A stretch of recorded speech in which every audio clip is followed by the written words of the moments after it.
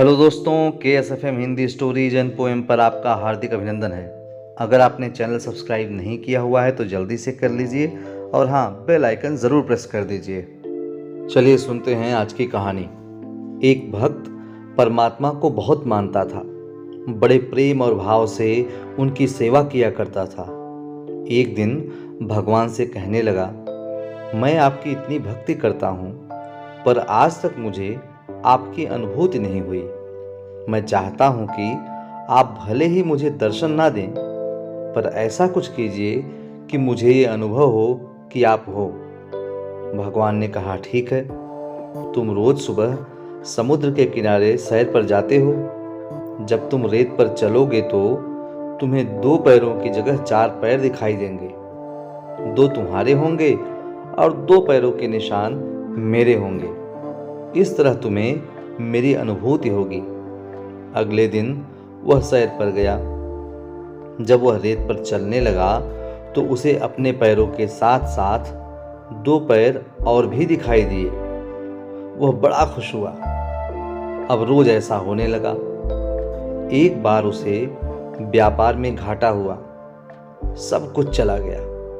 वह रोड पर आ गया। उसके अपनों ने उसका साथ छोड़ दिया। अब वह सैर पर गया तो उसे 4 पैरों की जगह 2 पैर दिखाई दिए। उसे बड़ा आश्चर्य हुआ कि बुरे वक्त में भगवान ने भी साथ छोड़ दिया। धीरे धीरे सब कुछ ठीक होने लगा।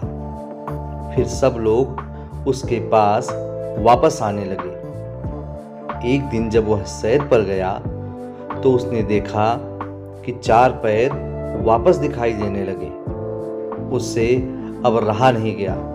वह बोला, भगवान, जब मेरा बुरा वक्त था तो सबने मेरा साथ छोड़ दिया था, पर मुझे इस बात का गम नहीं था, क्योंकि इस दुनिया में ऐसा ही होता है। पर आपने भी उस समय मेरा साथ छोड़ दिया था। ऐसा क्यों किया?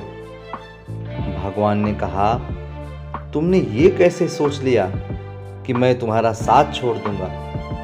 तुम्हारे बुरे वक्त में जो रेत पर तुमने 2 पैरों के निशान देखे थे, वे तुम्हारे पैरों के नहीं, मेरे पैरों के थे।